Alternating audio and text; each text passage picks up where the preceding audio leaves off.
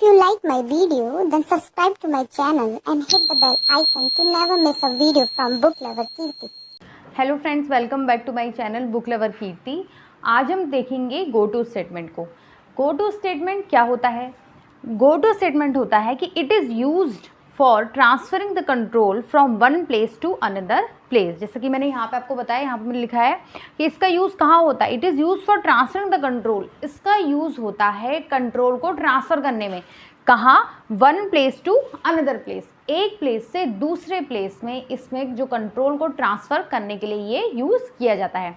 क्योंकि आपको पता ही है ये कंट्रोल स्टेटमेंट है, तो इनमें क्या होता है, जो स्टेटमेंट्स होते हैं वो एक जगह से दूसरे जगह पे जो है ट्रांसफ़र होते हैं। तो इसका यूज़ कहाँ किया जाता है? कंट्रोल को एक स्टेटमेंट, एक प्लेस से दूसरे प्लेस में कंट्रोल को ट्रांसफ़र करने के लिए। जो हमारा जो गो टू स्टेटमेंट होते हैं वो दो टाइप के होते हैं। एक होते हैं फॉरवर्ड जंप, एक होगा फॉरवर्ड जंप, एक होगा बैकवर्ड जंप। इसमें क्या होता है, जो स्टेटमेंट्स होते हैं उसमें जो मतलब आपका जो प्रोग्राम का कंट्रोल होता है वो जंप करता है। कैसे करता है मैं आपको ऐसे बता देती हूँ। देखिए, जैसे प्रोग्राम है, इसमें एक तो लेवल, जो एक वेरिएबल होता है, लेवल जो होता है उस लेवल, इसका जो मतलब पहले आपको सिंटैक्स बता देती हूँ। सिंटैक्स कैसे होता है, अगर वो फॉरवर्ड जंप वाला प्रोग्राम होगा, है ना, तो उसका जो सिंटैक्स होगा उसमें पहले गो टू लेवल आएगा। पहले क्या आएगा? गो टू लेवल आएगा और कुछ स्टेटमेंट्स ऐसे करके लिखे जाएंगे, फिर आपका लेवल आएगा ऐसे करके, फिर उसके नीचे स्टेटमेंट होंगे वहाँ पे। ठीक है, मतलब क्या होता है इसमें कि जैसे जो प्रोग्राम होता है वो जंप कर जाता है। जैसे आपने स्टेटमेंट लिखे है ना, आपने इससे पहले भी स्टेटमेंट होंगे ना, जैसे आपका जो जब जैसे फॉरवर्ड जंप भी है, ये जैसे फॉरवर्ड जंप का ये मैंने लिखा है सिंटैक्स, इससे पहले भी कुछ वो लिखे होंगे। क्या लिखे होंगे? इससे पहले भी स्टेटमेंट लिखे गए होंगे, लेकिन जिस स्टेटमेंट के बाद जब गो टू लेवल लिखा हुआ आ जाएगा तो जो प्रोग्राम का कंट्रोल होगा वो सीधे जंप करके यहाँ पे पहुँच जाएगा। फिर इसके अंदर जो भी प्रिंटफ में लिखा होगा वो प्रिंट हो जाएगा। ये सब जो है ये क्या हो जाते हैं, ये सब हो जाएंगे हमारे स्किप। जिसके बाद ये गो टू लेवल लिखा रहता है उसके बीच के जो भी होंगे ये क्या हो जाएंगे, फिर स्किप हो जाएंगे। फिर क्या होगा, वो सीधे जहाँ पे वो लेवल लिखा होगा वो वहाँ पे पहुँच जाता है। तो अब क्या होता है, जो लेवल होता है ये, इसकी जगह आप कुछ भी लिख सकते हो आप। ठीक है, जो लेवल होता है इसकी जगह आप कुछ भी लिख सकते हो। आपका मन है आप यहाँ पे स्टार्ट लिख दो, है ना, तो क्योंकि उसको जो है उसको मतलब सिर्फ आपके इससे होता है, ये उसको जहाँ पे दिखेगा गो टू के बाद वो सीधे वहीं पे जो है वो एग्जीक्यूशन के लिए वहाँ पे जो स्टेटमेंट का जो एग्जीक्यूशन होता है वहाँ पे जंप कर जाता है। तो ये तो है हमारा फॉरवर्ड जंप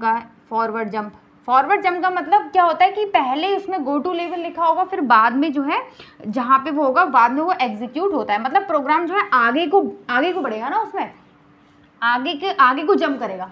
जिसमें प्रोग्राम आगे को जंप करेगा वो हो जाएगा हमारा फॉरवर्ड जंप का प्रोग्राम, और जिसमें प्रोग्राम वापस अपने उसमें जाएगा तो वो हो जाएगा बैकवर्ड जंप का प्रोग्राम। जो बैकवर्ड जंप का प्रोग्राम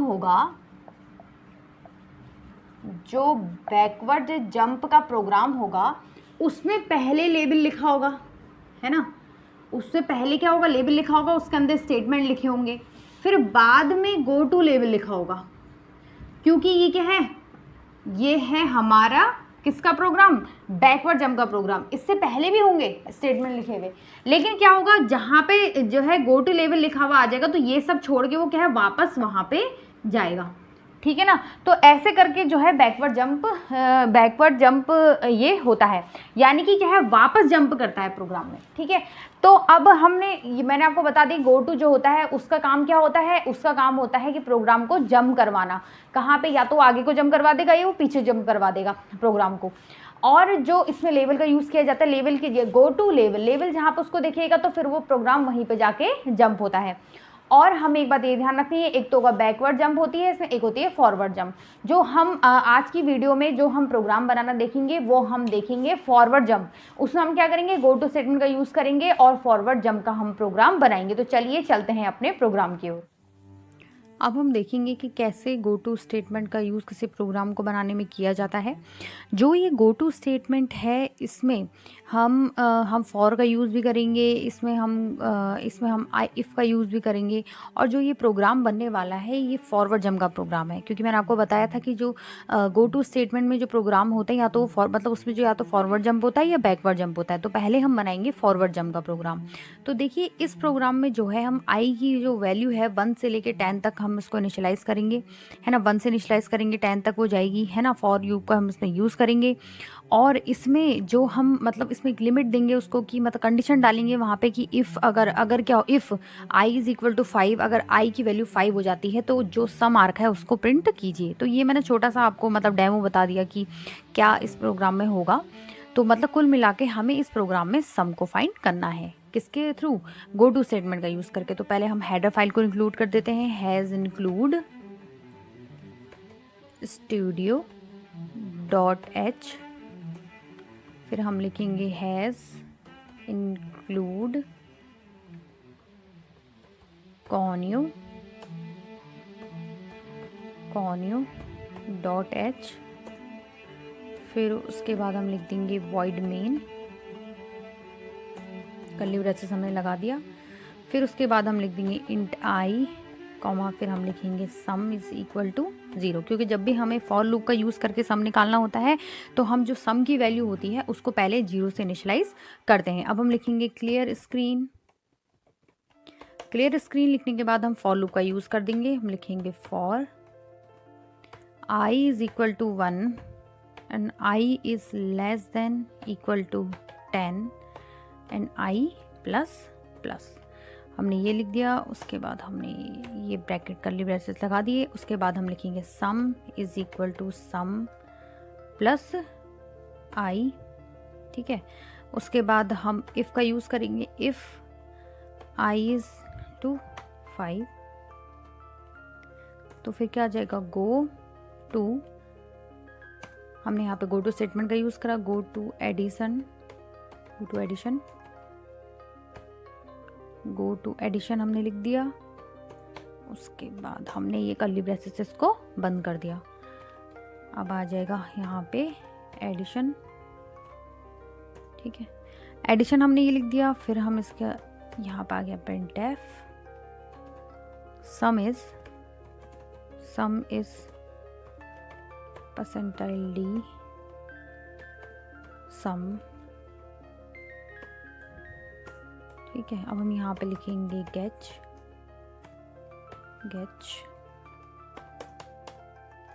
फिर ये हमने यहाँ पे कर्ली ब्रेसेस से इसको बंद कर दिया। अब देखिए अब हम इसको कंपाइल कर लेते हैं पहले। सही है, ये सही बनाया है। अब हमने कंट्रोल N9 जो है प्रेस किया तो हमारा आ गया सम इज़ 15। अब देखिए इस प्रोग्राम में क्या हुआ, इस प्रोग्राम में पहले हमने इंट आई लिखा, सम 0 की वैल्यू हमने इनिशियलाइज कर दी, फॉर लूप का यूज़ कर दिया। फिर फॉर लूप का यूज़ करा तो बार बार क्या होगा, सम निकालेगा। पहले क्या करेगा मैं आपको दिखा देती हूँ, सम कैसे फाइंड करेगा फॉर लूप, मतलब फॉर लूप के अंदर कैसे क्या होगा, मतलब फॉर लूप के अंदर होगा क्या ये मैं आपको बता रही हूँ। जब कंपाइल हो रहा होगा प्रोग्राम, जब मतलब या एग्जीक्यूट हो रहा होगा, तो फॉर लूप में बार बार क्या करेगा, वो सम फाइंड करता रहेगा। कब तक सम फाइंड करता रहेगा, जब तक आई की वैल्यू 5 नहीं आ जाती। जैसे आई की वैल्यू 5 आ जाएगी, वो गो टू एडिशन, देखिए हमने यहाँ पे गो टू लिख रखा है ना, तो गो टू एडिशन का यूज़ करके सीधे एडिशन पे प्रोग्राम पहुँच जाएगा और वो प्रिंट क्या कर देगा, जो समा रखा होगा। तो देखिए क्या क्या हुआ इसमें, सम इज इक्वल टू क्या है, सम प्लस आई है ना। तो जब फॉर लूप का यूज़ होगा तो सम क्या निकलेगा, पहला सम क्या निकलेगा, क्योंकि सम क्या है 0 था, है ना, और उसमें हमने 1 जोड़ा तो हमारा सम क्या आ गया, हमारा जो सम है वो आ गया 1। दूसरी बार में हमारा सम क्या आ जाएगा, हमारा सम आ जाएगा 1 प्लस, क्योंकि हमारा पुराना सम क्या है, सम ये था ना, इसी सम में तो जुड़ रहा है बार बार। और आई की वैल्यू बदल रही है, आई की वैल्यू क्या है, पहले 1 थी, अब क्या आ गई 2। तो हमारा सम क्या आ गया, हमारा सम आ गया 3। अब नया सम क्या निकलेगा, 3 में क्या जोड़ेंगे हम, पहले हम यहाँ पे 1 था, ये 1 है ना, बार बार आई की वैल्यू बढ़ रही है, ये आई 1 है, यहाँ पे 2 है, आई क्या हो जाएगी इस बार आई हो जाएगा हमारा 3।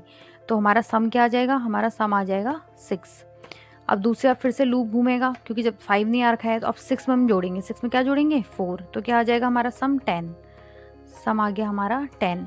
फिर से लूप घूमेगा और 10 में जुड़ेगा इस बार 5, 10 में जुड़ के जब इस बार हमारा 5 है आ गया तो हमारा सम क्या आ जाएगा 15। बस क्योंकि ये मैंने आपको बताया था 5 जहाँ पे आ जाएगा, जब आई की वैल्यू जो है 5 आ जाती है तो वहाँ पे सम क्या निकलता है 15। वहीं पे जब आई की वैल्यू 5 आ गई और सम हमारा निकल के जो है क्या है 15 आ गया, वहीं पे जो है ये गो टू स्टेटमेंट लग जाएगा। आया ना कि if I is equal to 5, जहाँ पे आई की वैल्यू 5 आ गई तो सम क्या आ गया 15 आ गया। तो कह रहा है जब आई की वैल्यू 5 आ जाएगी तो अब गो टू एडिशन जो है गो टू एडिशन, यानी कि सीधा अब यहाँ प्रोग्राम यहाँ पे से एग्जीक्यूट हो जाएगा और वो क्या प्रिंट करेगा, सम इज सम इज लिखेगा और यहाँ पे परसेंटाइल डी कीजिएगा, सम आ जाएगा और वो सम क्या है ये जो 15 आर्क है। तो ऐसे करके जो है हमने क्या करा, हमने ये हमारा गो टू एडिशन जो है इसका हमने यूज़ करा और गो टू स्टेटमेंट का यूज़ करके हमने सम को फाइंड करा और इस तरीके से जो है हमारा हमें हमारा सम मिल गया। तो जो गो टू स्टेटमेंट था उसका यूज़ ऐसे होता है, क्या होता है, प्रोग्राम में जंप करने के लिए। अब ये तो बहुत ही सिंपल सा प्रोग्राम था, मतलब ये सम निकालने का प्रोग्राम था। अब हम एक और प्रोग्राम समझ लेते हैं कि कैसे एक सिंपल से आप स्टेटमेंट्स को भी प्रिंट करवा सकते हैं गो टू स्टेटमेंट के थ्रू। कोई सिंपल सा प्रोग्राम देख लेते हैं एक और इसका, फॉरवर्ड जंप का has include studio dot H, फिर हम लिखेंगे has include conio dot H, फिर हम लिख देंगे void main। इसके बाद हम लिखेंगे int तो नहीं लिख रहे हैं, सिंपल सा प्रोग्राम बना देते हैं, ऐसा तो इसमें इंट की ज़रूरत भी नहीं है, सिंपल सा बना देते हैं। पहले हम लिख देते हैं क्लियर स्क्रीन, है ना, क्लियर स्क्रीन लिख दिया, सिंपल सा हम स्टेटमेंट प्रिंट करवा देते हैं, ऐसे भी बन जाएगा ये प्रिंट एफ। जैसे हमने लिख दिया हाई, इसके बाद हमने लिख दिया प्रिंट एफ, हमने लिख दिया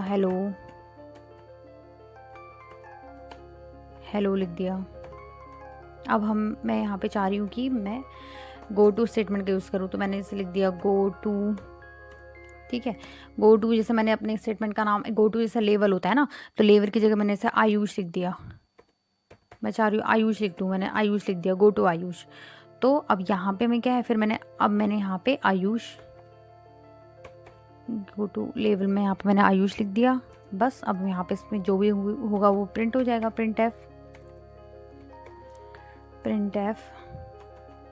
जैसे मैंने यहाँ पे लिख दिया हाउ आर यू, है ना, हाउ आर यू। फिर यहाँ पे मैंने लिख दिया print F I am fine, ठीक है, मैंने ये लिख दिया। बहुत ही सिंपल सा प्रोग्राम भी बन जाता है इससे, ऐसा कोई ये मतलब टफ नहीं है।